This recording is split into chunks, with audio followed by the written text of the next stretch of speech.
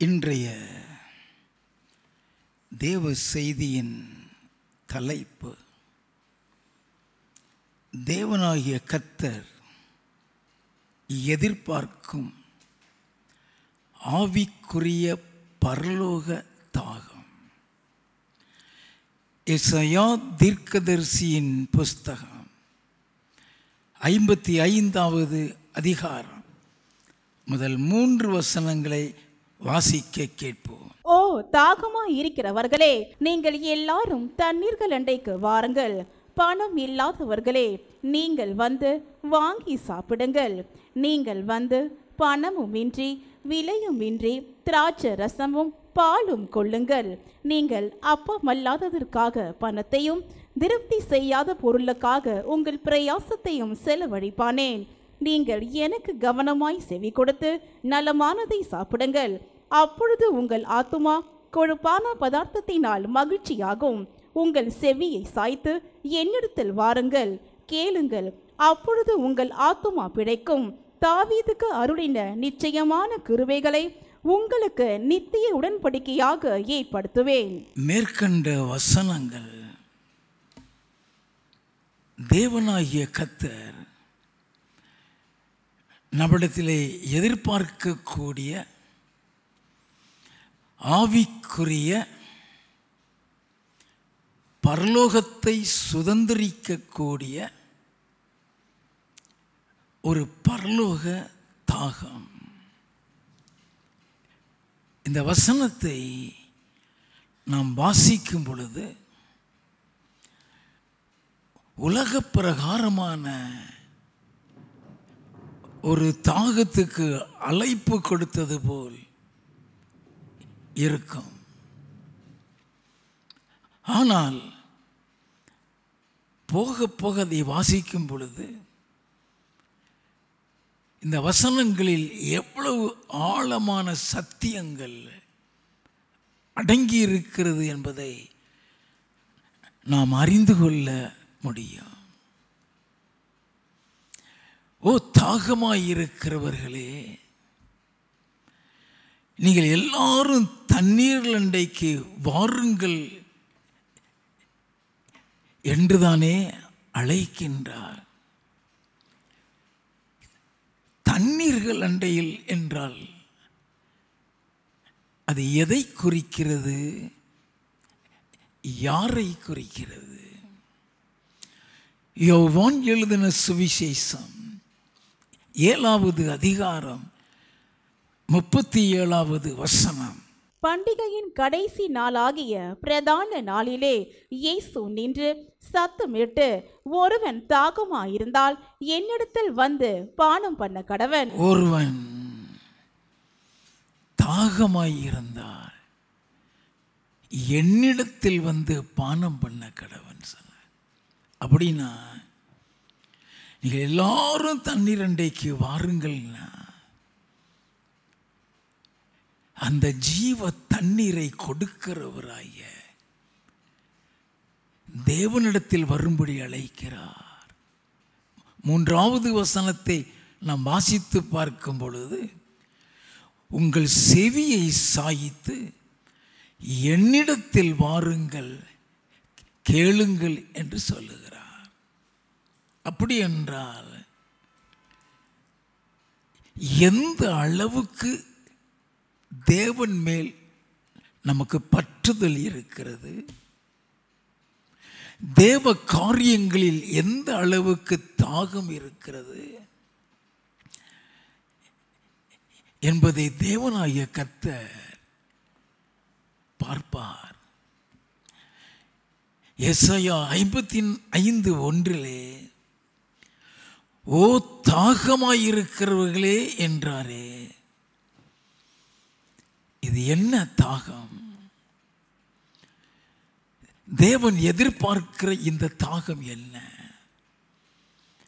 இது எதை குறிக்கின்றது? சங்கீத புஸ்தகம் 42வது சங்கீதம் 1வது 2வது வசனங்கள். மானானது நீரோடைகளை வாஞ்சித்து கதறுவது போல தேவனே, என் ஆத்துமா உம்மை வாஞ்சித்து கதறுகிறது. என் ஆத்துமா தேவன் மேல், ஜீவனுள்ள தேவன் மேலேயே தாகமாயிருக்கிறது. நான் எப்பொழுது தேவனுடைய சந்நிதியில் வந்து நிற்பேன்? எப்படிப்பட்ட ஒரு ஆத்துமா தாகம் அது! மான்கள் நீரோடைகளை வாஞ்சித்து கத்தறுகிறது போல என் ஆத்துமா தேவன் மேலேயே தாகமாயிருக்கிறது.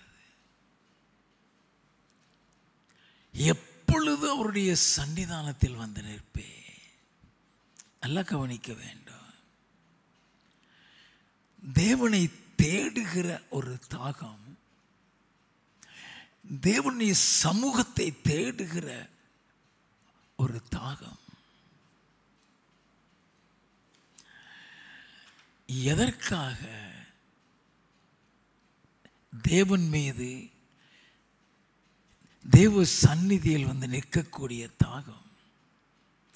ஏசாயா தீர்க்கதரிசியின் புஸ்தகம் 55வது அதிகாரம் 3வது வசனம்.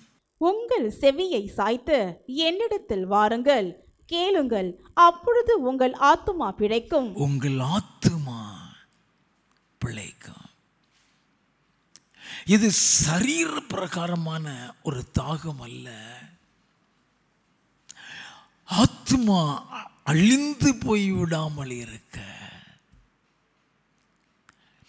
அந்த ஆத்துமாவுக்காக அவரை தேடுகிற ஒரு தாகம். வாசிப்போம். தாவீதுக்கு அருளின நிச்சயமான கிருபைகளை உங்களுக்கு நித்திய உடன்படிக்கையாக ஏற்படுத்துவேன். ஆண்டவர் சொல்லுகிறாரே, நீ தாகமாய் இருக்கிற, நீ ஓடி வருவாயானால்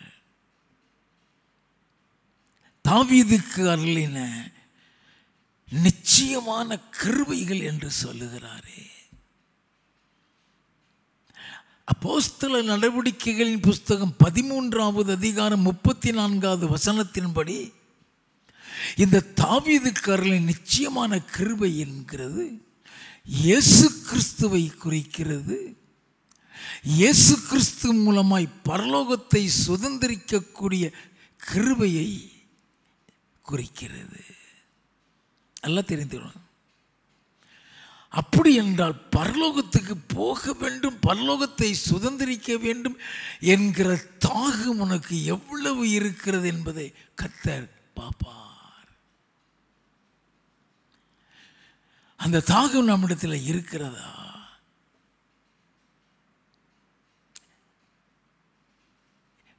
எதை குறித்ததான தாகம்? அவர் எதை கொடுப்பார்? அறிந்து கொள்ள வேண்டும். வாசிப்போம். ஏசாயா தீர்க்கதரிசியின் புஸ்தகம் 55வது அதிகாரம் 1 வசனம். ஓ தாகமா இருக்கிறவர்களே, நீங்கள் எல்லாரும் தண்ணீர்கள் அண்டைக்கு வாருங்கள். பணம் இல்லாதவர்களே, நீங்கள் வந்து வாங்கி சாப்பிடுங்கள்.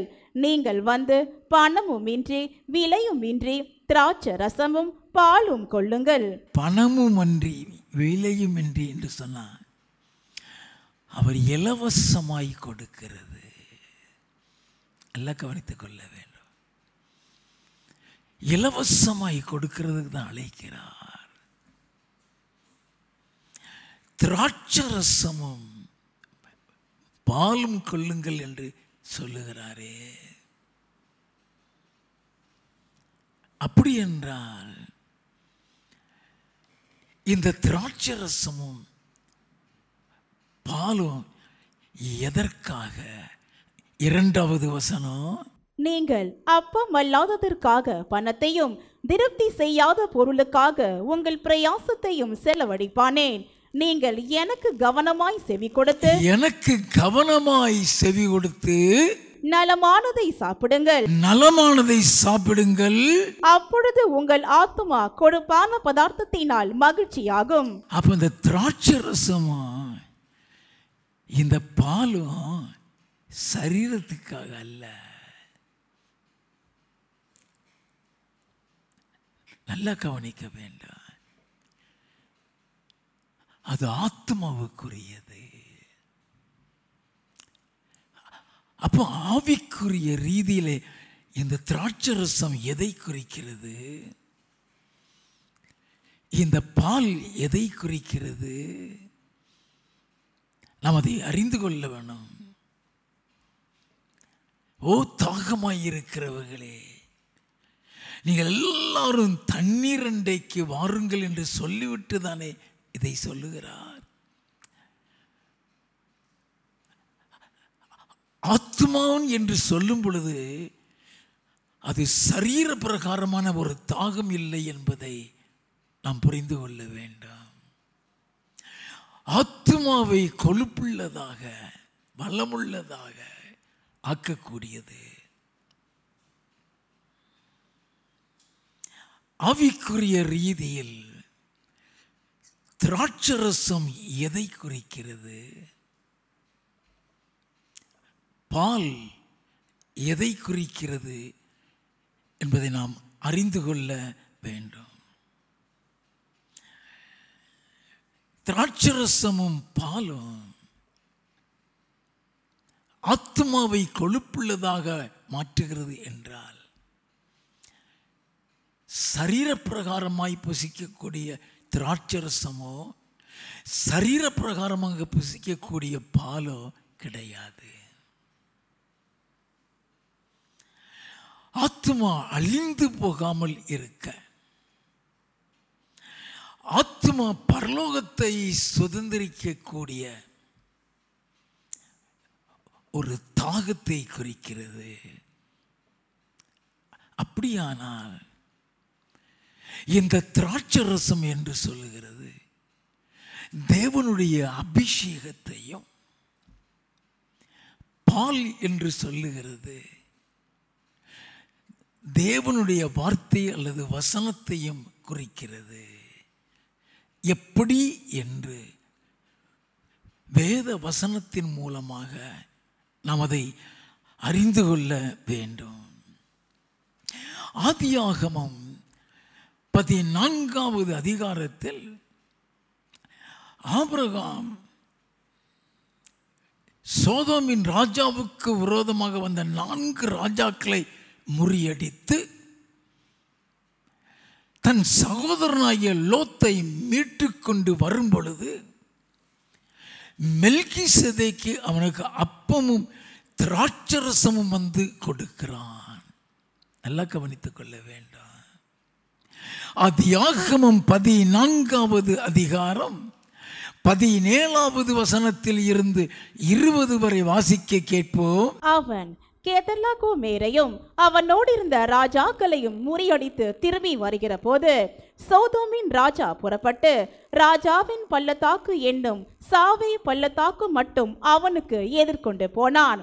அன்றியும் உன்னதமான தேவனுடைய ஆசாரியனாயிருந்த சாலேமின் ராஜாவாகிய மெல்கிசேதேக்கு அப்பமும் திராட்சை ரசமும் கொண்டு வந்து அவனை ஆசீர்வதித்து, வானத்தையும் பூமியையும் உடையவராகிய உன்னதமான தேவனுடைய ஆசீர்வாதம் ஆபிரகாமுக்கு உண்டாவதாக, உன் சத்துருக்களை உன் கையில் ஒப்பு கொடுத்த உன்னதமான தேவனுக்கு ஸ்தோத்திரம் என்று சொன்னான்.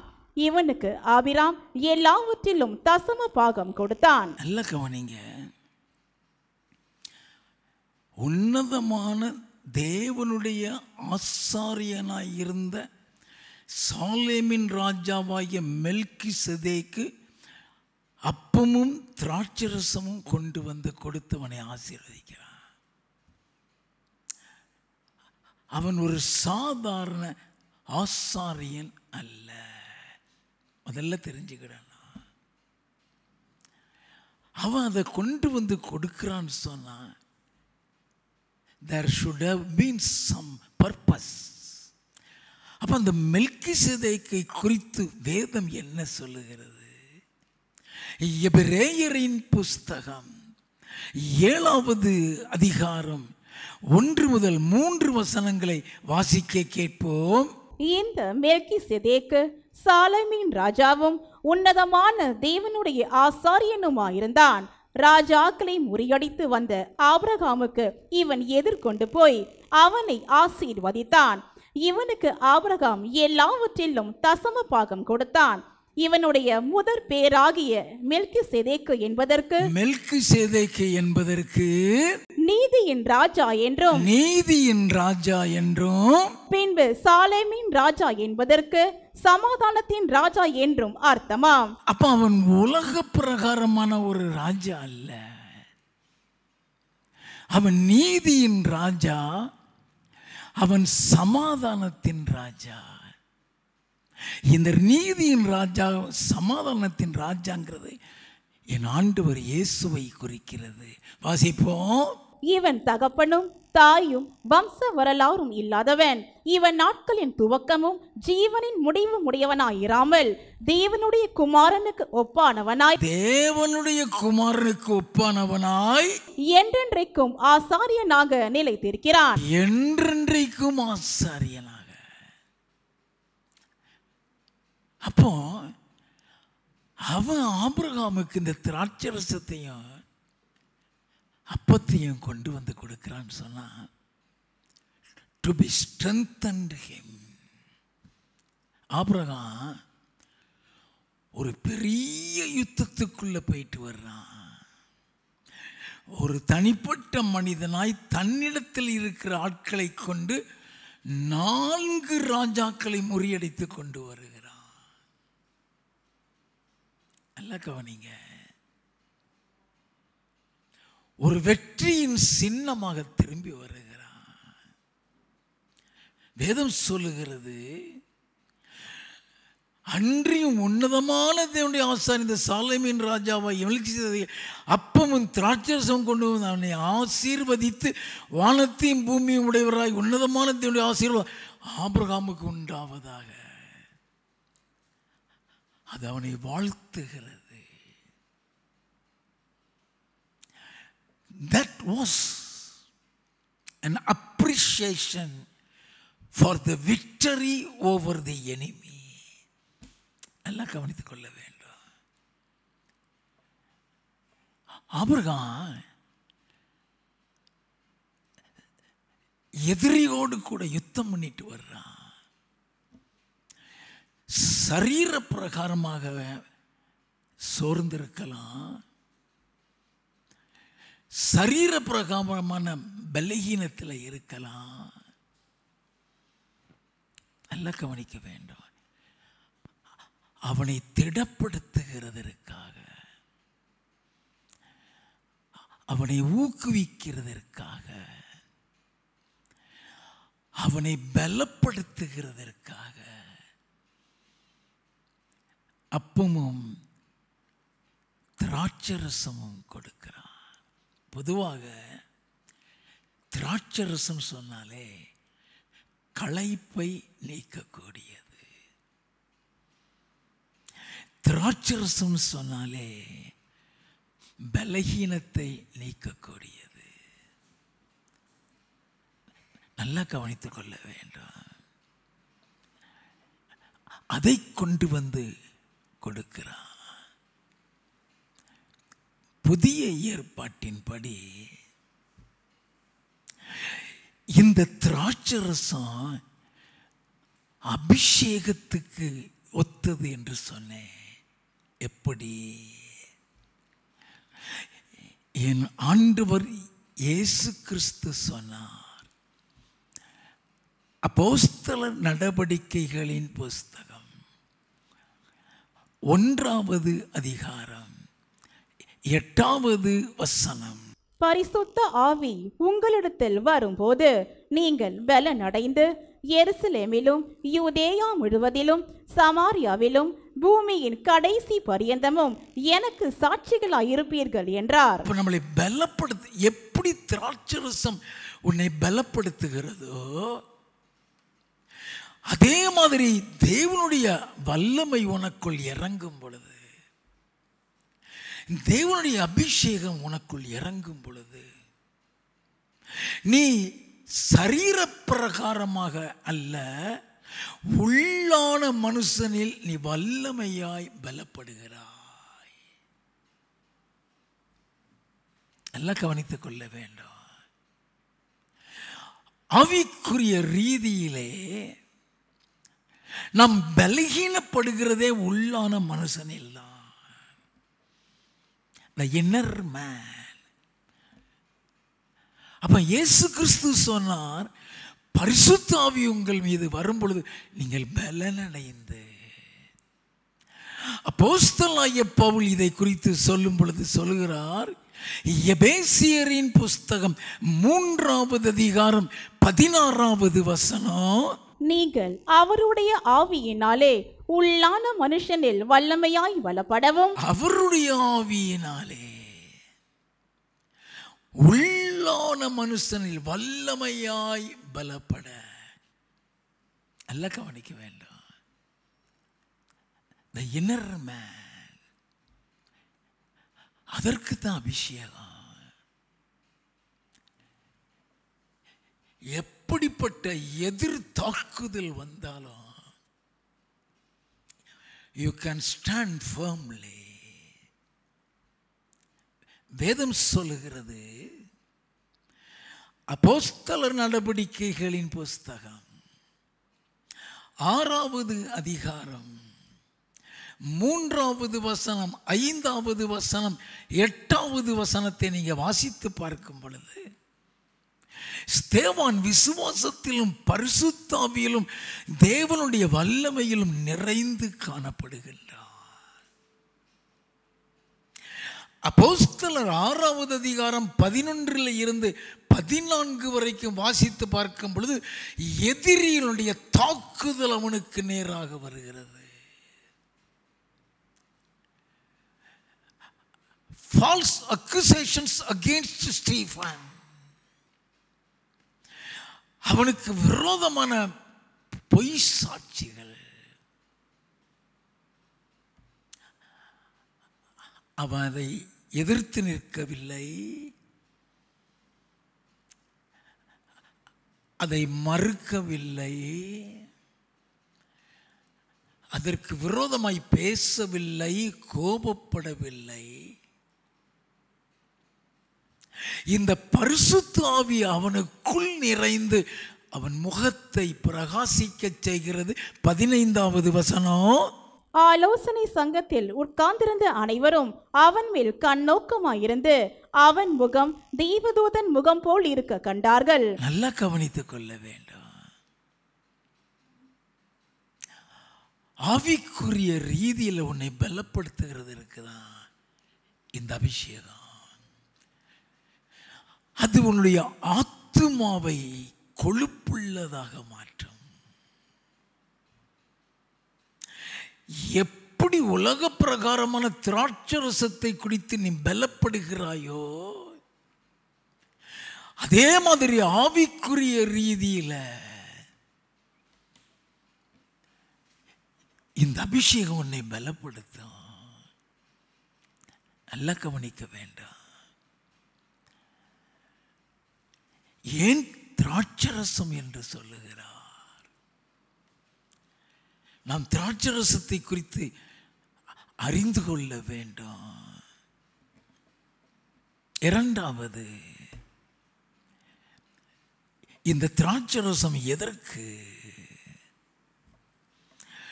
1 சாமுவேலின் புஸ்தகம் 25வது அதிகாரத்தை எடுத்து நாம் வாசித்து பார்த்தால்,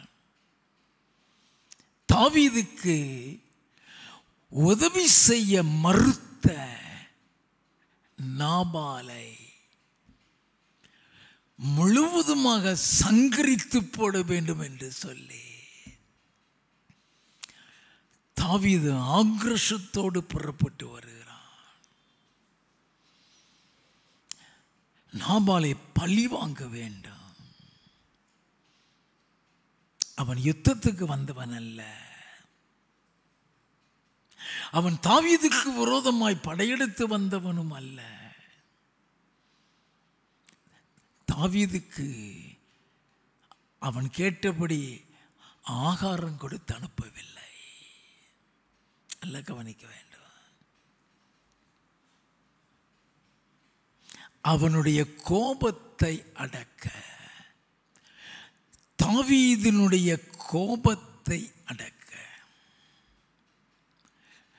தேவன் அவனுக்கு வைத்த பரலோக வீட்டை ஞாபகப்படுத்த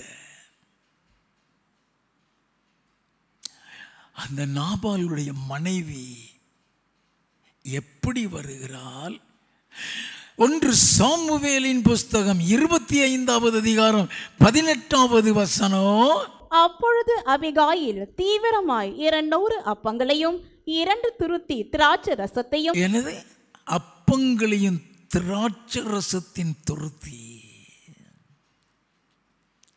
நல்லா கவனிக்கிறேன். மெல்கிசேதேக்கு அப்பமும் திராட்சை ரசம் தான் கொண்டு வந்தா. இவளும்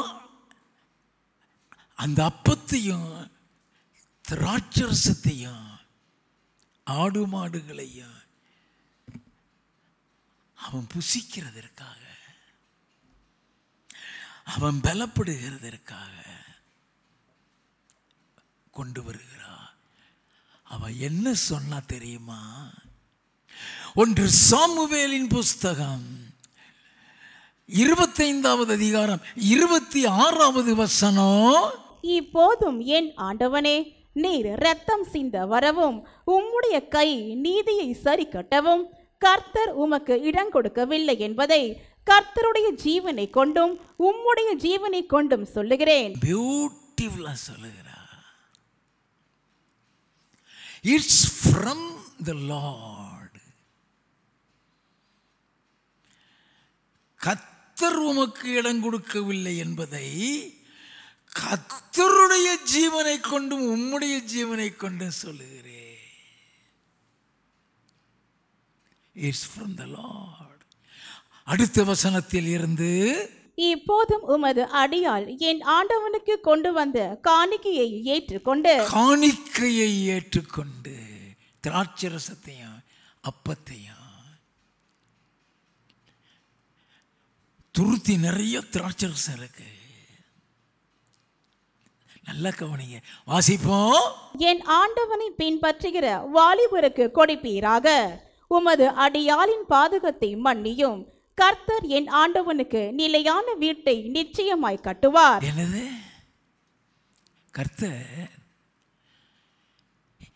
என் ஆண்டவனுக்கு நிலையான வீட்டை நிச்சயம் கட்டுவார். Eternal house. நல்லா கவனிக்க வேண்டும். How it is compared with Holy Spirit. எப்படி திராட்சை ரசம் பரிசுத்த ஆவிக்கு ஒத்து வருகிறது, அதை தான் காணிக்கையா கொண்டு வந்துட்டு சொல்லுகிறா. கர்த்தர் என் ஆண்டவனுக்கு நிலையான வீட்டை நிச்சயம் கட்டுவார். என் ஆண்டவன் கர்த்தருடைய யுத்தங்களை நடத்துகிறவராமே. கர்த்தருடைய யுத்தத்தை நடத்துகிறாமே. நீர் உயிரோடு இருக்கும் நாளில் ஒரு பொல்லாப்பும் உம்மிலே காணப்படாதிருப்பதாக. அங்க நீ மேல உள்ளவன், நீ மேல போகிறவன், உன்னை சுத்தமா நீ காத்துக்கிடணும். நீ எந்த பொல்லாப்பும் செய்து அந்த பரலோக வீட்டை இழந்துடாத.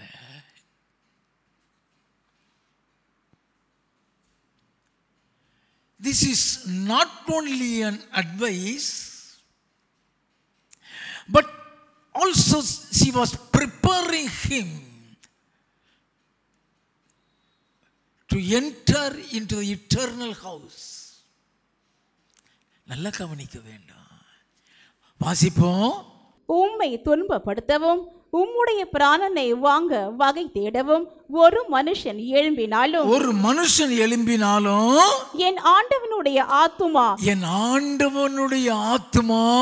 உம்முடைய தேவனாகிய கர்த்தரின் ஆதரவில் இருக்கிற ஜீவனோருடைய கட்டிலே கட்டப்பட்டிருக்கும். நீ அங்கெல்லாம் உள்ளவன், நீ உலகத்தான் இல்லையா? நீ கோபப்பட்டு அழிக்கக்கூடிய உலகத்தான் இல்லையா? உன்னை ஒருத்தன் அழிக்கிறன்னு நினைச்சா உன் ஆத்மா அங்க கட்டப்பட்டிருக்கு, உன்னை தொட முடியாது. அவன் மகா புத்திசாலின்னு வேதம் சொல்லுது. கர்த்தருடைய ஜீவனை கொண்டு சொல்லுகிறேன்னு சொல்றா. நல்லா கவனிக்க வேண்டும். வேதத்தை சிறிதாழமாக நம்ம தியானிக்கும் பொழுதுதான் மறைந்து கிடக்கிற பல ரகசியங்கள் நமக்கு தெரிய ஆரம்பிக்கும். வாசிப்போம். உம்முடைய சத்துருக்களின் ஆத்துமாக்களோ கவனில் வைத்து எரிந்தாற் போல எரியப்பட்டு போம். கர்த்தர் உம்மை குறித்து சொன்ன நன்மையின்படி எல்லாம் இனி என் ஆண்டவனுக்கு செய்து இஸ்ரவேலுக்கு அதிபதியாக உம்மை நியமிக்கும் போது நீர் விருதாவாய் ரத்தம் சிந்தாமலும்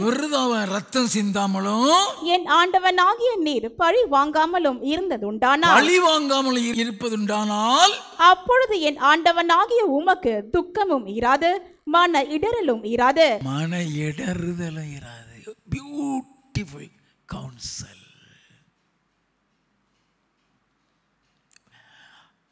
அதை சொல்றதுக்கு முன்னால நான் கொண்டு வந்த காணிக்கையை ஏத்துக்கப்பாங்கிறான்.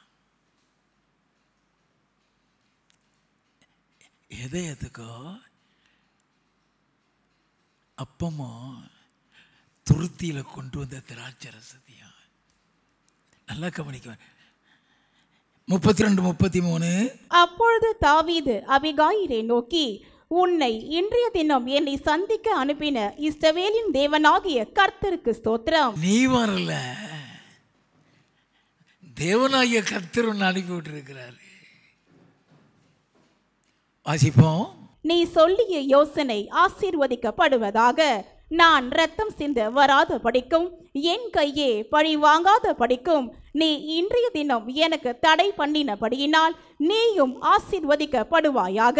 நீயும் ஆசீர்வதிக்கப்படுவாயாக சொல்லிட்டு சொல்றான். 35வது வசனம். அவள் தனக்கு கொண்டு வந்ததை தாவீது அவள் கையிலே வாங்கி கொண்டு எத ரசத்தை, திராட்சை ரசத்தை, அப்பத்தை வாங்கி கொண்டு அவளை பார்த்து, நீ சமாதானத்தோடே உன் வீட்டுக்கு போ. இதோ நான் உன் சொல்லை கேட்டு உன் முகத்தை பார்த்து இப்படி செய்தேன் என்றான். உன் சொல்லை கேட்டு அந்த திராட்சை ரசம் அவனுடைய பரலோக வீட்டை சுதந்திரிக்கிறதுக்கு அவனை ஞாபகப்படுத்துகிறது. இதே காரியத்தை தேவனாகிய கர்த்தர் பரலோகத்தை சுதந்திரிக்கிறதற்கு நம்மளை நடத்துகிறாரே. எதற்கு அபிஷேகம்? எதற்கு ஆவியானவர்? இவர் திராட்சரசமும் இதையும் கொண்டு வந்து பரலோக வீட்டை குறித்து தான் சொன்னார். அப்ப புதிய ஏற்பாட்டில் இந்த பரலோக வீடு சொல்லப்பட்டிருக்கிறது. வாசிப்போம். 2 கொரிந்தியரின் புஸ்தகம் 5வது அதிகாரம் 1வது 2வது வசனங்கள். பூமிக்குரிய கூடாரமாகிய நம்முடைய வீடு அழிந்து போனாலும் தேவனால் கட்டப்பட்ட கைவேலை அல்லாத நித்திய வீடு பரலோகத்திலே நமக்கு உண்டென்று அறிந்திருக்கிறோம். பரலோகத்திலே நமக்கு உண்டு. 5வது வசனம். இதற்கு நம்மை ஆயத்தப்படுத்துகிறவர் தேவனே, ஆவி என்னும் அச்சாரத்தை நமக்கு தந்தவரும் அவரே. ஐயா, அங்க ஆயத்தப்படுத்துகிறது அவர்தான். ஐயா, எதற்கு திராட்சரசம்? எதற்கு அபிஷேகம்? பிலிப்பியரின் புஸ்தகம் 3வது அதிகாரம் 20வது வசனம். நம்முடைய குடியிருப்போ பரலோகத்தில் இருக்கிறது. அங்கே இருந்து கர்த்தராயிருக்கிற இயேசு கிறிஸ்து என்னும் இரட்சகர் வர எதிர்பார்த்து கொண்டிருக்கிறோம். நல்லா கவனிக்க வேண்டாம். அங்கிருந்து நம்முடைய குடியிருப்பு பரலோகத்தில் தான். அதற்கு நம்மளை ஆயத்தப்படுத்துகிறவர் தான் இந்த ஆவியானவர். நல்லா தெரிஞ்சுக்கணும். நம்பர் 3, ஆதியாகமம் 9வது அதிகாரம் 20வது 21வது வசனங்கள். நோவா பயிரிடுகிறவனாகி திராட்சை தோட்டத்தை நாட்டினான். அவன் திராட்சை ரசத்தை குடித்து வெறி கொண்டு தன் கூடாரத்தில் வஸ்திரம் விலகி படுத்திருந்தான். நல்லா கவனிங்க. திராட்சை ரசம் போதையை கொடுத்து அவன் எந்த நிலைமையில் இருக்கானே அவனுக்கு தெரியாது. ஆதி திருச்சபையில் பரிசுத்தாவி வரும்போதும் அவங்க பார்வைக்கு அவங்க போதையில் இருக்கிறது மாதிரி தான் தெரிஞ்சுதான். அப்போஸ்தலர் நடவடிக்கைகளின் புஸ்தகம் 2வது அதிகாரம் 4வது 12வது 13வது வசனங்கள். அவர்கள் எல்லாரும் பரிசுத்த ஆவியினாலே நிரப்பப்பட்டு ஆவியானவர் தங்களுக்கு தந்தர்லின வரத்தின்படியே வெவ்வேறு பாஷைகளிலே பேசத் தொடங்கினார்கள். எல்லாரும் பிரமித்து சந்தேகப்பட்டு இதென்னமாய் முடியுமோ என்று ஒருவரோடொருவர் சொல்லிக் கொண்டார்கள். என்னமாய் முடியுமோ புரிஞ்சு கொள்ள முடியல. அதை புரிந்து கொள்ள முடியும். காரணம் என்ன? வாசிப்போம். மற்றவர்களோ இவர்கள் மதுபானத்தினால் நிறைந்திருக்கிறார்கள் என்று பரியாசம் பண்ணினார்கள். மதுபானத்தில் நிறைந்திருக்கிறார்கள், போதையில் நிறைந்திருக்கிறார்கள் நினைக்கிறாங்க. ஏன் அவர்களால் அதை புரிந்து கொள்ள முடியவில்லை? 1 கொரிந்தியரின் புஸ்தகம் 2வது அதிகாரம் 14வது வசனம். ஜென்ம சுபாவமான மனுஷனோ தேவனுடைய ஆவிக்குரியவைகளை ஏற்றுக்கொள்ளான். ஆவிக்குரியவைகளை ஏற்றுக்கொள்ளான். அவைகள் அவனுக்கு பைத்தியமாக தோன்றும். அது அவனுக்கு பைத்தியமாக தோன்றும். அவைகள் ஆவிக்கேற்ற பிரகாரமாய் ஆராய்ந்து நிதானிக்கப்படுகிறவளானதால் அவைகளை அறியவும் மாட்டான். அதை அறிந்து கொள்ள முடியாது. ஏன் இந்த அபிஷேகத்தை இன்னைக்கு அப்படி பேசுறாங்க? ஏன் அவங்களால இன்னைக்கு 2000 வருஷத்துக்கு அப்புறம் நம்ப முடியல? இன்னைக்கே இப்படி இருந்தா அன்னைக்கு எப்படி இருந்திருக்கும்? போதையில் இருக்கான்னு தான் சொல்லுவான். அப்ப திராட்சை ரசம் எதை குறிக்கிறது? அபிஷேகத்தை குறிக்கிறது. அல்லேலூயா. அதனால தான் இயேசு கிறிஸ்து சொன்னார், தாகமாய் இருக்கிறவர்களே என்னிடத்தில் வந்து பானம் பண்ணுங்கள். வேத வாக்கியம் சொல்லுகிறபடி என்னிடத்தில் விசுவாசமாய் இருக்கிற உள்ளத்தில் இருந்து ஜீவ தண்ணீர் உள்ள நதிகள் புறப்பட்டு வரும். இயேசு இன்னும் மகிமைப்படாதபடியினால் பரிசுத்தாவி இன்னும் மறலப்படவில்லை என்ன யோவான் 7:37-39 அப்படித்தானே எழுதப்பட்டிருக்கிறது. நல்லா கவனித்துக் கொள்ள வேண்டும். அப்ப ஆண்டவர் எதிர்பார்க்கிற ஒரு தாகம் அபிஷேகத்தாக இருக்க வேண்டும். 2வது அவர் எதிர்பார்க்கிற தாகம் ஏசாயா தீர்க்கதரிசியின் புஸ்தகம் 55வது அதிகாரம் 1வது வசனம். ஓ தாகமாய் இருக்கிறவர்களே, நீங்கள் எல்லாரும் தண்ணீர்கள் அண்டைக்கு வாருங்கள். பணம் இல்லாதவர்களே, நீங்கள் வந்து வாங்கி சாப்பிடுங்கள். நீங்கள் வந்து பணமுமின்றி விலையுமின்றி திராட்சை ரசமும் பாலும் கொள்ளுங்கள். திராட்சை ரசமும் பாலும் அருந்துங்கள். ஆத்மா கொழுப்புள்ளதாக மாறும். நல்லா கவனிக்க வேண்டும். இந்த பால் என்று சொல்லப்படுகிறது என்ன? அதை ஆவிக்குரிய ரீதியிலே பேதுரு என்ன சொல்லுகிறார்? 1 பேதுருவின் புஸ்தகம் 2வது அதிகாரம் முதல் 3 வசனங்களை வாசிக்க கேட்போம்.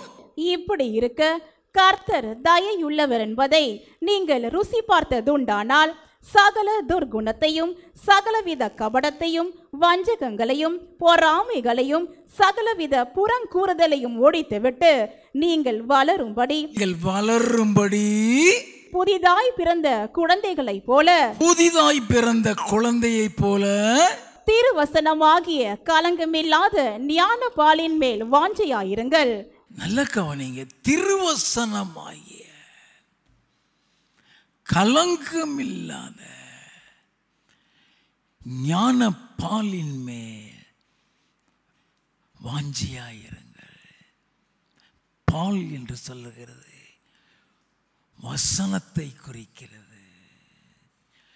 1 பேதுருவின் புஸ்தகம் 1வது அதிகாரம் 23வது வசனம், அழிவுள்ள வித்தினாலே அல்ல என்றென்றைக்கும் நிற்கிறதும் ஜீவனுள்ளதுமான தேவ வசனமாகிய அழிவில்லாத வித்தினாலே மறுபடியும் ஜெனிப்பிக்கப்பட்டிருக்கிறீர்களே. மறுபடியும் ஜெனிப்பிக்கப்பட்டிருக்கிறீர்கள். வசனத்தின் மூலமாக தான் நீ மறுபடியும் பிறந்திருக்க. இந்த வசனத்தின் மூலமாகத்தான் நீ மறுபடியும் ரட்சிக்கப்பட்டிருக்கிற. நல்லா கவனிக்க வேண்டும். நீ மறுபடியும் பிறக்கலைன்னா பரலோகத்துக்குள்ள போக முடியாதுன்னு இயேசு கிறிஸ்து சொன்னாரே. யோவான் எழுதினதான சுவிசேஷம் 3வது அதிகாரம் 3வது வசனம், இயேசு அவனுக்கு பிரதியுத்தரமாக, ஒருவன் மறுபடியும் பிறவாவிட்டால் தேவனுடைய ராஜ்யத்தை காண மாட்டான் என்று மெய்யாகவே உனக்கு சொல்லுகிறேன் என்றார். ஒருவன் மறுபடியும் பிறவாவிட்டால் தேவனுடைய ராஜ்யத்தை காண மாட்டான். அப்ப ஆண்டவர் நம்மளை எப்படி மறுபடியும் பிறக்க வைக்கிறார்? இந்த வேத வசனத்தின்படி தேவ வசனமாகிய அழிவில்லாத வித்தினாலே மறுபடியும் ஜெனிப்பிக்கப்பட்டிருக்கிறீர்களேன்னு சொன்னாரே. இதை குறித்து யாக்கோபு எழுதியிருக்கிறார். யாக்கோபின் புஸ்தகம் 1வது அதிகாரம் 18வது வசனம், அவர் சித்தம் கொண்டு தம்முடைய சிருஷ்டிகளில் நாம் முதற் பலன்களானதற்கு நம்மை சத்திய வசனத்தினாலே ஜெனிப்பித்தார். சத்திய வசனத்தினாலே நம்ம உருவாக்கப்படுகிறது, பரலோகத்துக்கு உருவாக்கப்படுகிறது வசனத்தின் மூலமாகத்தான். அப்ப ஆண்டவர் எதிர்பார்க்கிற தாகம் வசன தாகம். வசனத்தை கேட்கிறதுல தாகம் இருக்கணும். வசனத்தை வாசிக்கிறதுல தாகம் இருக்கணும். வசனத்தை தியானிக்கிறதுல தாகம் இருக்கணும். நல்லா கவனித்துக் கொள்ள வேண்டும். அந்த வசனத்தின் மூலமாகத்தான் அவர் நம்மளை உருவாக்குவார். சங்கீத புஸ்தகம் 119வது சங்கீதம் 97வது வசனம், உமது வேதத்தில் நான் எவ்வளவு பிரியமாயிருக்கிறேன். உமது வேதத்தில் நான் எவ்வளவு பிரியமாயிருக்கிறேன். நாள் முழுதும் அது என் தியானம். எந்த அளவுக்கு தாகம் இருந்தா நாள் முழுவதும் தியானமாயிருக்கும். வாஞ்சை. நல்லா கவனித்துக் கொண்டே வாங்க. ஆண்டவர் எதிர்பார்க்கிற தாகம் எனக்கு இருக்குதா? சங்கீத புஸ்தகம் 119வது சங்கீதம் 147 148. அதிகாலையில் நான் எழுந்து சத்தமிட்டேன்.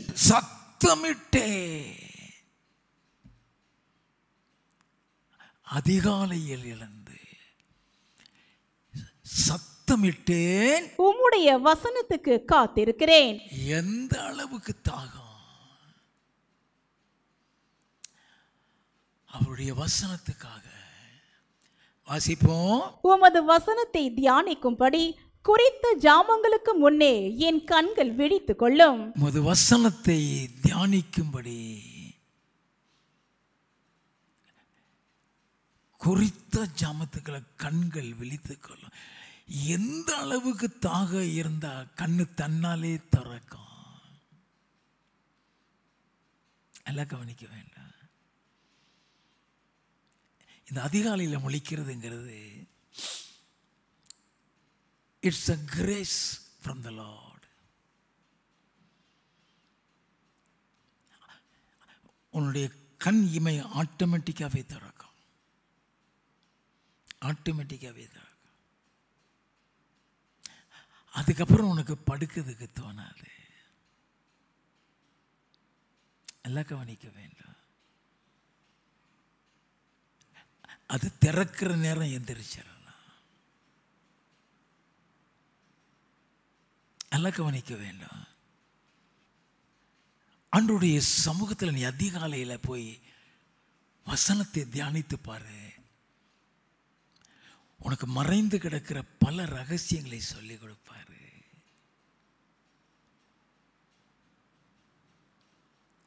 நாம் அதை தெரிந்து கொள்ள வேண்டும்.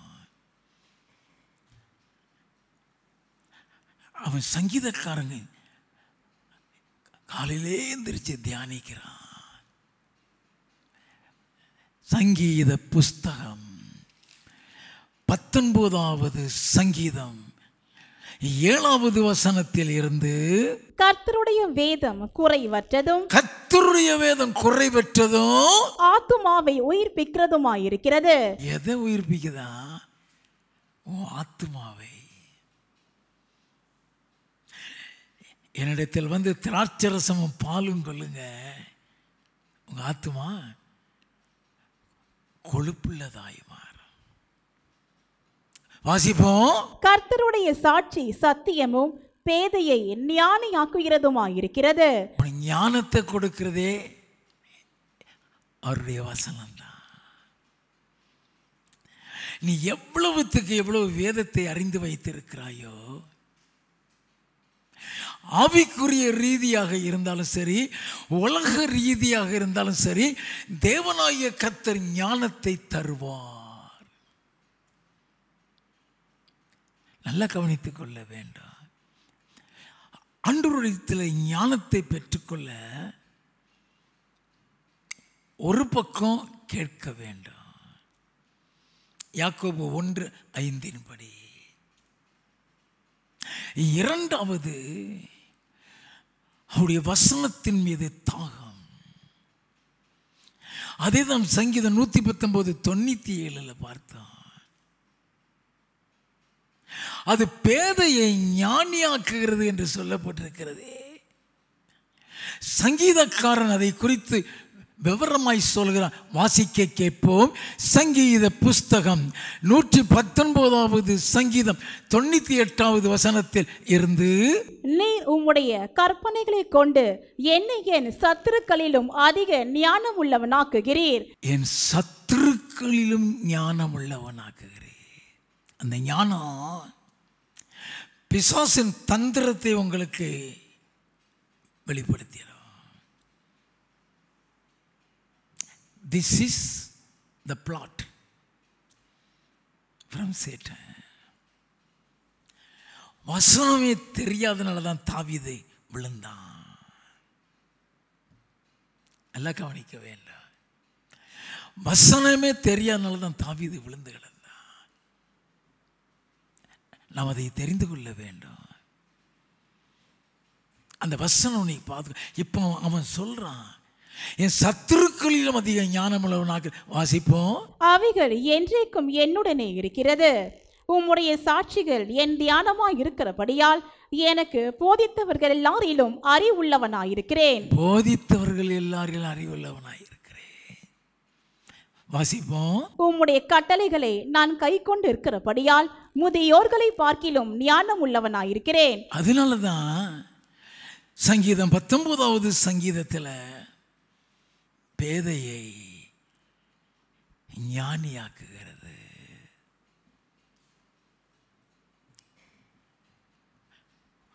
வசனத்தை சாப்பிடணும்.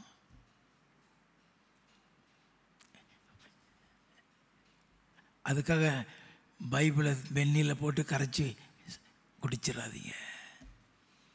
எரேமியாவின் புஸ்தகம் 15வது அதிகாரம் 16வது வசனம். உம்முடைய வார்த்தைகள் கிடைத்த உடனே, உம்முடைய வார்த்தைகள் கிடைத்த உடனே அவைகளை உட்கொண்டேன். அவைகளை உட்கொண்டேன். என்ன அர்த்தம் தெரியுமா? என் இருதயத்தில் பதிச்சிட்டேன்னு அர்த்தம். அதை உட்கொண்டேன்னா அது என் இருதயத்துக்குள்ள போயிருச்சு. எப்படி நீ சாப்பிடுகிற சாப்பாடு உன் வயிற்றுக்குள்ள போகிறதோ அதே மாதிரி நீ தியானிக்கிற வசனம் உன் இருதயத்துக்குள்ள வந்து பதிய வேண்டாம்.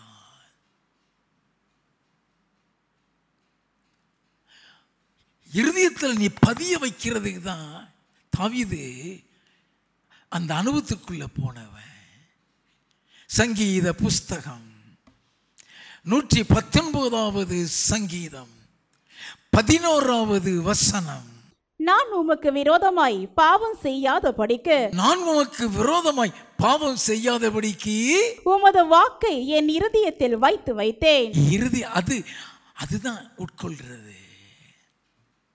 அதுதான் உட்கொள்றது.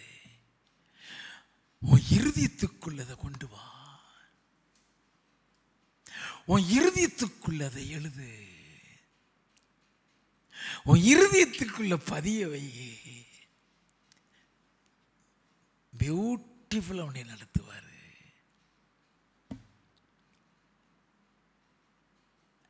அப்போ நம்ம தவறு செய்யும் பொழுது வசனத்தை ஞாபகப்படுத்துவார். அந்த வசனத்தின்படி நீ தப்பு செய்கிறன்னு அர்த்தம்.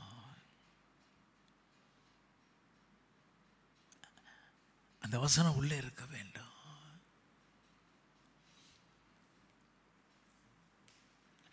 நாம் நன்றாக தெரிந்து கொள்ள வேண்டும். ஆவியானவர் வேத வசனத்தை நமக்கு ஞாபகப்படுத்த அதிக விருப்பப்படுவார்.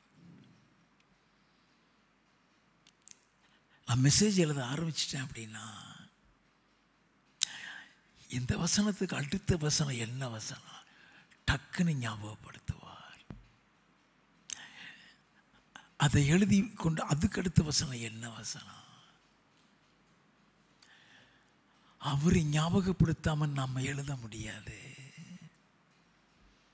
நல்லா கவனிக்க வேண்டும். It's not easy to prepare a message for the church. ஒரு சபைக்கு தேவ செய்தி கொடுக்கிறதுங்கிறது ஈஸி கிடையாது. Every shepherd is accountable for the souls given unto his hands.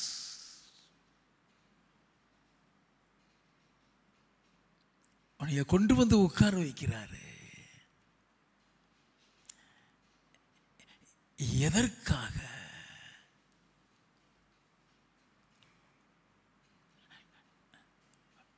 வசனங்கிறது ஒரு ஆசாரியன் அல்லது ஒரு மேய்ப்பனுடைய இருதயத்துக்குள்ளாக பதிந்திருக்க வேண்டியது. மல்கியாவின் புஸ்தகம் 2வது அதிகாரம் 1வது வசனம். இப்போதும் ஆசாரியர்களே, இந்த கட்டளை உங்களுக்குரியது. இந்த கட்டளை உங்களுக்குரியது. 4வது வசனத்தில் இருந்து, லேவியோடே பண்ணின என் உடன்படிக்கை நிலைத்திருக்கும் படிக்கு இந்த கட்டளையை உங்களிடத்திற்கு அனுப்பினேன் என்கிறதை அப்பொழுது அறிந்து கொள்வீர்கள் என்று சேனைகளின் கர்த்தர் சொல்லுகிறார். ஆசாரியனுக்கு சொல்லுகிறார். வாசிப்போம். அவனோடே பண்ணின என் உடன்படிக்கை ஜீவனும் சமாதானமுமாக இருந்தது. அவன் எனக்கு பயப்படும் பயத்தோடே இருக்க வேண்டும் என்று இவைகளை அவனுக்கு கட்டளையிட்டேன். எதுக்கு? ஆசாரியன் கர்த்தருக்கு பயந்தவனாய் இருக்க வேண்டும். நல்லா கவனிக்க வேண்டும். வாசிப்போம். அப்படியே அவன் என் நாமத்துக்கு பயந்தும் இருந்தான். சத்திய வேதம் அவன் வாயில் இருந்தது. சத்திய வேதம் அவன் வாயில் இருந்தது. அவனுடைய உதடுகளில் அநியாயம் காணப்படவில்லை. அவன் என்னோடே சமாதானமும் யதார்த்தமுமாய் சஞ்சரித்து அநேகரை அக்கிரமத்தில் நின்று திருப்பினான். யார் ஆசாரியன்? மேல லிங்க் உள்ளவன் தான். அவரோடு கூட ஒரு லிங்க் இருக்க வேண்டும். அவரோடு கூட ஒரு தொடர்பு இருக்க வேண்டும். அவர்கிட்ட வாங்கி கொண்டு வந்துதான் இங்க கொடுக்க வேண்டும். வாசிப்போம். ஆசாரியனுடைய உதடுகள் அறிவை காக்க வேண்டும், வசனத்தை காக்க வேண்டும். அறிவுன்னு சொல்றது வசனத்தை சொல்லுகிறது. காக்க வேண்டும். வேதத்தை அவன் வாயிலே தேடுவார்களே. எதற்காக ஓடி வர்றாங்க? வேதத்தை அவன் வாயிலே தேடுவார்களே. அவன் வாயிலே தேடுவார்களே. அப்ப அந்த ஆசாரியன் ஞாயிற்றுக்கிழமை முடிஞ்சதும் நிம்மதியா இருந்துருவான்னு நினைக்காதீங்க.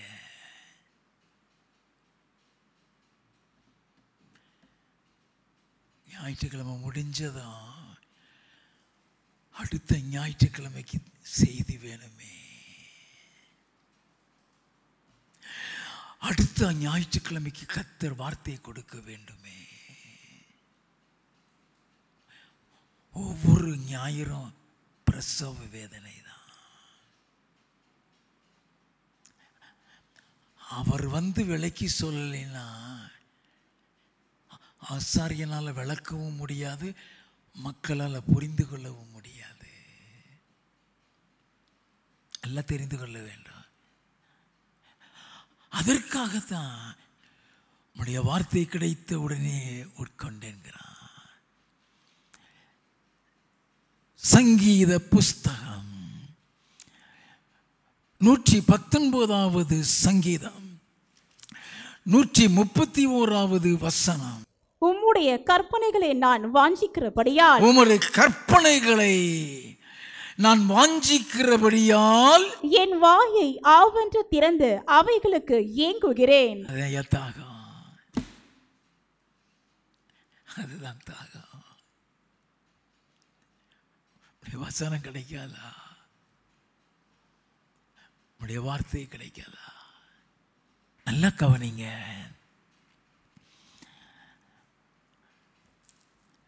உடைய கற்பனைகளை நான் வாஞ்சிக்கிறபடியால்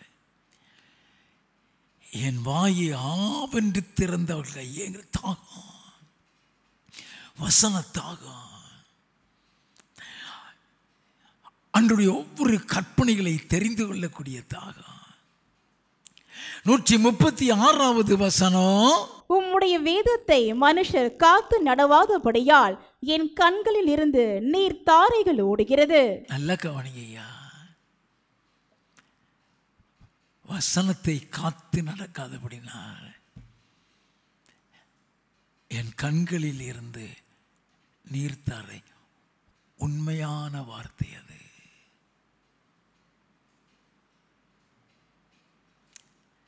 தேவ சமூகத்திலிருந்து எவ்வளோ செய்தியை கேட்டுட்டு அதை சபைக்கு சொல்லிக் கொடுக்கும்போது இந்த காதலை வாங்கிட்டு இந்த காதலை விடும்போது கண்ணீர் தான் வரும். கண்ணீர் தான் வரும். நீ ரட்சிக்கப்படும் பொழுதே வேதத்தை நீ எப்படி வாசித்திருக்கிறாய்? வாசிப்போமா? 2 தீமோத்தேயுவின் புஸ்தகம் 3வது அதிகாரம் 15வது வசனம். கிறிஸ்து இயேசுவை பற்றும் விசுவாசத்தினாலே உன்னை ரட்சிப்புக்கேற்ற ஞானம் உள்ளவனாக்கத்தக்க ரட்சிப்புக்கேற்ற ஞானமுள்ளவனாகத்தக்கதாக பரிசுத்த வேத எழுத்துக்களை நீ சிறு வயது முதல் அறிந்தவன் என்றும் உனக்கு தெரியும். எப்பையில் இருந்தா? சிறு வயசுல இருந்து. சிறு வயசுல அந்த பிள்ளைகளை ரட்சிப்புக்கேற்ற ஞானத்தில் வளர்த்திருக்காங்க. தீமோத்தேயு வீட்டில் அவன் தீமோத்தேயுக்கு தான் சொல்றான். நல்லா கவனிக்க வேண்டும். யோவான் எழுதின சுவிசேஷம் 5வது அதிகாரம் 39வது வசனம். வேத வாக்கியங்களை ஆராய்ந்து பாருங்கள், அவைகளால் உங்களுக்கு நித்திய ஜீவன் உண்டென்று எண்ணுகிறீர்களே, என்னை குறித்து சாட்சி கொடுக்கிறவைகளும் அவைகளே. அந்த வேத வாக்கியம்தான் உன்னை நித்திய ஜீவனுக்கு கொண்டு போகும். வசனத்தில் நல்ல கவனிங்க. கொலை செய்யாதிருப்பாயாக,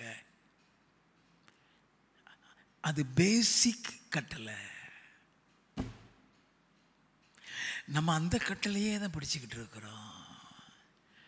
அதையெல்லாம் தாண்டி வந்தாச்சு. எது பேசிக் கட்டளை? கொலை செய்யாதிருப்பாயாக. அப்போ புதிய ஏற்பாட்டின் கட்டளைங்கிறது அதுக்கு மேல உள்ள பரிசுத்தம். விபச்சாரம் செய்யாதிருப்பாயாக பேசிக் கட்டளை. நீ விபச்சாரம் செய்யலன்னு உடனே உன்னை பரிசுத்த மாட்டேன்னு நினைச்சிடாத. அதுக்கு மேல உள்ள கட்டளை இருக்கு. வாசிப்போமா? மத்தேயு எழுதின சுவிசேஷம் 5வது அதிகாரம் 21, 22.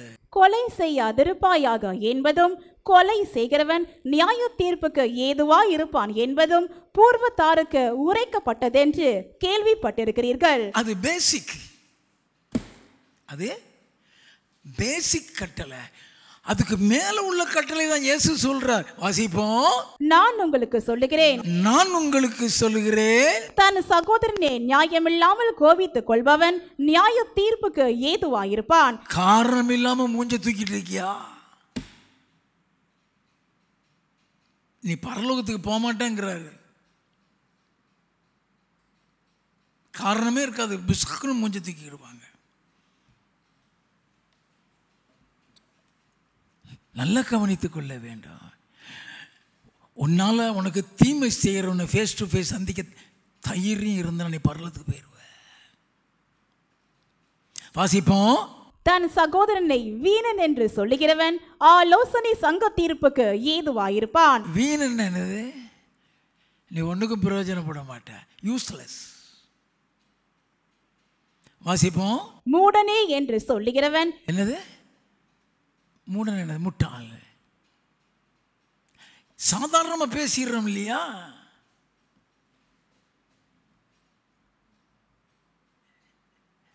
ஏப்ரல் ஃபுல் ஆக்கிக்கிட்டு ஏப்ரல் ஃபுல் அவன் ஃபுல் ஆனானோ அகலையோ நீ பரலோகத்தை இழந்துருவ.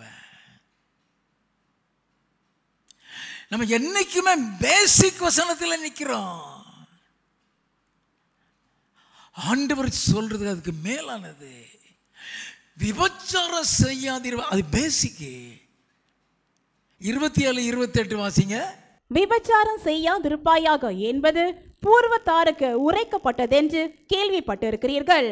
நான் உங்களுக்கு சொல்லுகிறேன், நான் உங்களுக்கு சொல்லுகிறேன், ஒரு ஸ்திரீயை இச்சையோடு பார்க்கிற எவனும் தன் இருதயத்தில் அவளோடு விபச்சாரம் செய்தாயிற்று. பார்வை சரியில்லைனாலே பரலோகத்தை இழந்துட்ட.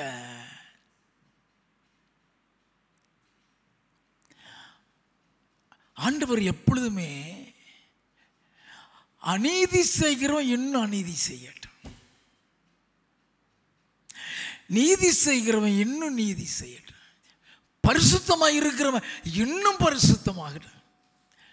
அப்படித்தானே வெளிப்படுத்தல் 22:11 அவர் எழுதி வைத்திருக்கிறாரு. நல்லா கவனிக்க வேண்டும். மேல இன்னும் மேல கவனித்துக் கொள்ள வேண்டும். 2 தீமோத்தேயுவின் புஸ்தகம் 3வது அதிகாரம் 16வது 17வது வசனங்கள். வேத வாக்கியங்கள் எல்லாம் தேவ ஆவியினால் அருளப்பட்டிருக்கிறது. தேவனுடைய மனுஷன் தேறினவனாகவும் எந்த நற்கிரியையும் செய்ய தகுதியுள்ளவனாகவும் இருக்கும்படியாக அவைகள் உபதேசத்துக்கும் கடிந்து கொள்ளுதலுக்கும் சீர்திருத்தலுக்கும் நீதியை படிப்பிக்குதலுக்கும் பிரயோஜனம் உள்ளவைகளாயிருக்கிறது. பிரயோஜனம் உள்ளது.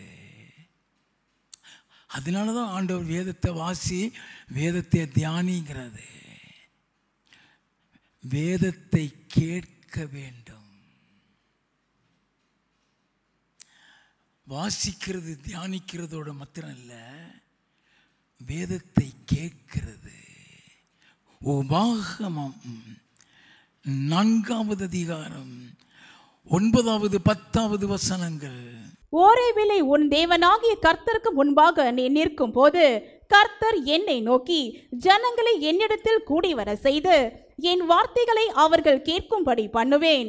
அவர்கள் பூமியில் உயிரோடு இருக்கும் நாளெல்லாம் எனக்கு பயந்திருக்கும்படி அவைகளை கற்றுக்கொண்டு தங்கள் பிள்ளைகளுக்கும் போதிக்க கடவர்கள் என்று சொல்லிய நாளில் உன் கண்கள் கண்ட காரியங்களை நீ மறவாது படிக்கும். உன் ஜீவனுள்ள நாளெல்லாம் அவைகள் உன் இருதயத்தை விட்டு நீங்காது படிக்கும். நீ எச்சரிக்கையாயிருந்து உன் ஆத்துமாவை ஜாக்கிரதையாய் காத்துக்கொள். ஆத்துமாவை எதுக்காக கேட்கிறது? ஓரேபிலே உன் தேவனாகி கத்திருக்கும் நீ நிற்கும்போது கர்த்தர் என்னை நோக்கி ஜனங்களை என்னிடத்தில் கூடி வர செய்து என் வார்த்தைகள் அவர்கள் கேட்கும்படி பண்ணுவேன். எதற்காக? சபை கூட்டுதல். நல்லா கவனிங்க. அவருடைய வார்த்தையை கேட்பதற்கு. வேதத்தை அவன் வாயில் தேடுவார்களே. நல்லா கவனிங்க. என் வார்த்தையை கேட்கும்படி பண்ணுவேன். அவர் பூமியில் உயிரோடு இருக்கனால எனக்கு பயந்திருக்கும்படி அவைகளை கற்றுக்கொண்டு தங்கள் பிள்ளைகளுக்கும் போதிக்க கடவர்கள். உன் பிள்ளைக்கு நீ சொல்லிக் கொடுக்கணும். தீமோத்தேயு சிறு பிராயத்திலேயே வேதத்தை அறிஞ்சு வச்சிருக்கிறான். எல்லாம் கவனிக்க வேண்டும். உன் கண்கள் கண்ட காரியங்களை நீ மறவாதபடிக்கும் உன் ஜீவனுள்ள அவைகள் உன் இருதயத்தை விட்டு நீங்காதபடிக்கும் நீ எச்சரிக்கையாய் இருந்து உன் ஆத்துமாவை ஜாக்கிரதையாய் காத்துக்கொள். ஆத்துமா அழியாம இருக்கிறதுக்கு தான் சபை. நீ சபைக்கு வருகிறாயே, how far you have been equipped.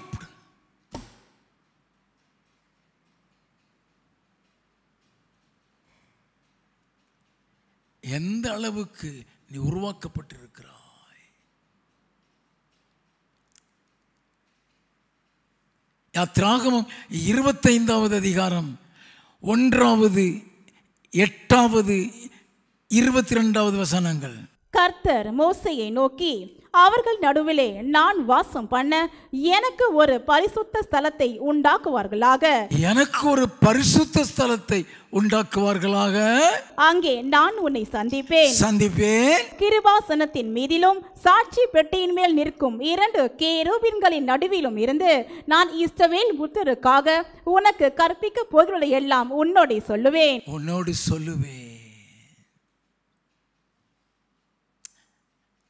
சொல்லிக் கொடுப்பேன். அவர்கள் எப்படி நடக்கணும்?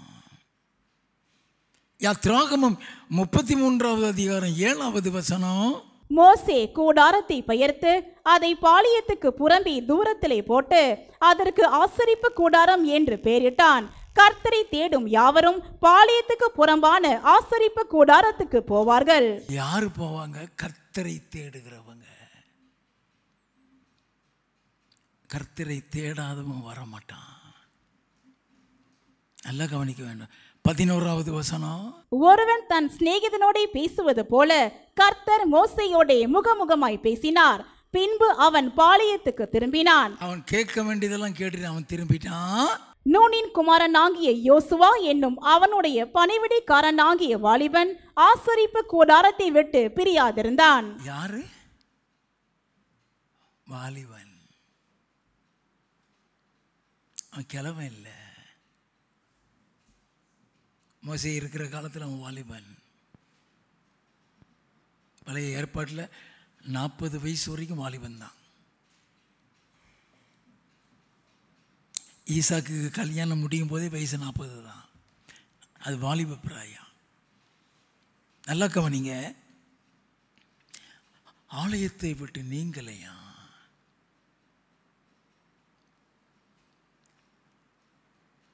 ஏன் ஆலயத்தை விட்டு நீங்கல? மோசே போயிட்டான், அவன் அங்கே தான் இருக்கிறான். சங்கீத புஸ்தகம் 27வது சங்கீதம் 4வது வசனம். கர்த்தரிடத்தில் ஒன்றை நான் கேட்டேன், அதையே நாடுவேன். நான் கர்த்தருடைய மகிமையை பார்க்கும்படியாகவும் கர்த்தருடைய மகிமையை பார்க்கும்படியாகவும் அவருடைய ஆலயத்தில் ஆராய்ச்சி செய்யும்படியாகவும் நான் என் ஜீவனுள்ள நாளெல்லாம் கர்த்தருடைய ஆலயத்தில் தங்கி இருப்பதையே நாடுவேன். எப்படி? ஜீவனுள்ள நாளெல்லாம் கர்த்தருடைய ஆலயத்திலே. நல்ல கவனிங்க. ஆலயத்தில் தங்கி இருக்கிறது தாகம். எப்போ ஆலயம் முடியும் இருக்குது இல்லை. ஐயோ, முடிஞ்சிடக்கூடாது. சங்கீதம் 26:8. கர்த்தாவே, உமது ஆலயமாகிய வாசஸ்தலத்தையும் உமது மகிமை தங்கிய ஸ்தானத்தையும் வாஞ்சிக்கிறேன். ஆலயத்தின் மீது வாஞ்சை. சங்கீத புஸ்தகம் 84:2. என் ஆத்துமா கர்த்தருடைய ஆலய பிரகாரங்களின் மேல் வாஞ்சையும் தவனமுமாயிருக்கிறது. என் இருதயமும் என் மாம்சமும் ஜீவனுள்ள தேவனை நோக்கி கெம்பீர சத்தமிடுகிறது. ஆலயத்தின் மீது உள்ள தாகம். எப்பொழுதும் ஒரு சமூகத்துக்குள்ள போவேன். மால்கள் நீரோடுகளை வாஞ்சித்து கதறுகிறது போல தேவனே, என் ஆத்மா உம்மை வாஞ்சித்து கதறுகிறது. என் ஆத்மா ஜீவனுள்ள தேவன் மேலேயே தாகமாயிருக்கிறது. எப்பொழுதும் உம்முடைய சன்னிதானத்தில் வந்து நிற்பே. தாகம். இயேசுவுக்கு அந்த தாகம் இருந்துச்சான். 33 வயசுல சொல்லல, 12 வயசுல. லூக்கா எழுதின சுவிசேஷம் 2வது அதிகாரம் 42-43. அவருக்கு 12 வயதான போது அவர்கள் அந்த பண்டிகை முறைமையின்படி எருசலேமுக்கு போய் பண்டிகை நாட்கள் முடிந்து திரும்பி வருகிற போது பிள்ளையாகிய இயேசு எருசலேமிலே இருந்து விட்டார். வாசிப்போம். இது அவருடைய தாயாருக்கும் யோசேப்புக்கும் தெரியாதிருந்தது. இது தெரியாது. பாதி வழியில போய் தான் கண்டுபிடிக்கிறாங்க. 46-47 வாசிப்போம். 3 நாளைக்கு பின்பு அவர் தேவாலயத்தில் போதகர் நடுவில் உட்கார்ந்திருக்கவும் அவர்கள் பேசுகிறதை கேட்கவும் 3 நாள் கழிச்சு இயேசு ஆலயத்தில் தங்கி இருக்கிறார். ஐயா, 12 வயசுல அவர் தாய் தகப்பனோட போகல.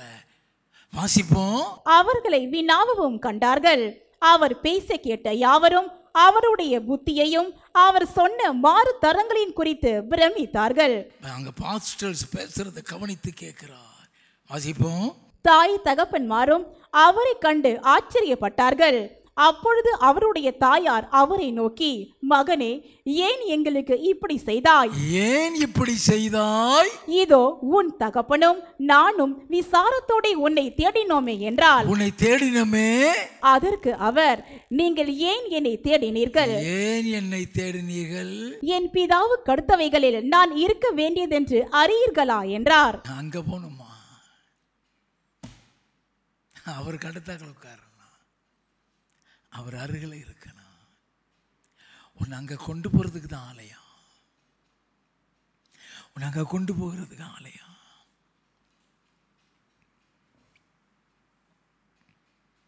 ஏசாயா தீர்க்கதரிசியின் புஸ்தகம் 2வது அதிகாரம் 2வது 3வது வசனங்கள். கடைசி நாட்களில் கர்த்தருடைய ஆலயமாகிய பர்வதங்களின் கொடுமுடியில் ஸ்தாபிக்கப்பட்டு மலைகளுக்கு மேலாய் உயர்த்தப்படும். எல்லா ஜாதிகளும் அதற்கு ஓடி வருவார்கள். எல்லா ஜாதிகளும் ஓடி வருவார்கள். திரளான ஜனங்கள் புறப்பட்டு வந்து, நாம் கர்த்தரின் பர்வதத்துக்கும் யாக்கோபின் தேவனுடைய ஆலயத்துக்கும் போவோம் வாருங்கள், அவர் தமது வழிகளை நமக்கு போதிப்பார். அவர் தமது வழிகளை நமக்கு போதிப்பார். நாம் அவர் பாதைகளில் நடப்போம் என்பார்கள். அவர் பாதையில் நாம் அங்கதான் போதிப்பாரு. வார்த்தையை கேட்கக்கூடிய தாகம். வாசிப்போம். ஏனெனில் சீயோனில் இருந்து வேதமும் எருசலேமில் இருந்து கர்த்தரின் வசனமும் வெளிப்படும். ஆலயத்துக்கு அவருடைய வார்த்தையை கேட்கக்கூடிய தாகம் வேணும். அதை கேட்கறதுக்கு உனக்கு விருப்பம் இல்லைன்னா உன் ஜெபமே கேட்கப்படாது. நீதிமொழிகள் 28வது அதிகாரம் 9வது வசனம். வேதத்தை கேளாதபடி தன் செவியை விலக்குகிறவனுடைய ஜெபமும் அருவருப்பானது. நல்லா கவனிங்க. வேதத்தை கேளாதபடி நீ ஜெபிக்கிற ஜெபம் அருவருப்பானதா. ஆலயத்தை உதாசீனப்படுத்திட்டு நீ வீட்டில் உபவாசத்தில் இருந்தீன்னா உன் வசனத்தின்படி உன் ஜெபம் கேட்கப்படாது.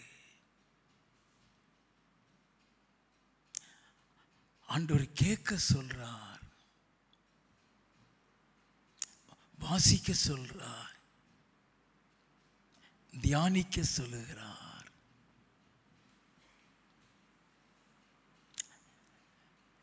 யோவான் 5:39 வேதத்தை ஆராய்ந்து பாருங்கள்ங்கிறாரு. நல்லா கவனித்துக் கொள்ள வேண்டாம். சங்கீதம் 1:2 வேதத்தில் பிரியமாயிருந்து இரவும் பகலும் அதை தியானிங்கிறாரு.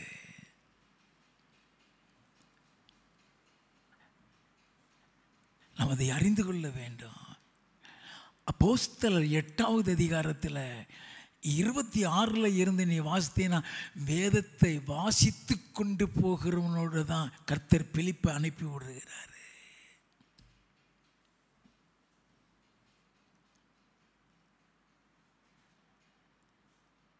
அப்போ ஆண்டவருடைய வேதத்தில் உனக்கு எவ்வளவு வாஞ்சை. எப்பொழுது அவர் சமூகத்துக்குள்ள போவேன். சங்கீத புஸ்தகம் 42வது சங்கீதம் 1வது 2வது வசனங்கள். மான்கள் நீரோடையிலே வாஞ்சித்து கதறுகிறது போல தேவனே என் ஆத்மா உம்மை வாஞ்சித்து கதறுகிறது. என் ஆத்துமா ஜீவனுள்ள தேவன் மேலேயே தாகமாயிருக்கிறது. எப்பொழுதும் உடைய சந்நிதியில் வந்து நிற்பே. எந்த அளவுக்கு உனக்கு தாகம் இருக்கிறது, கர்த்தர் அதை பார்ப்பார். அல்லேலூயா.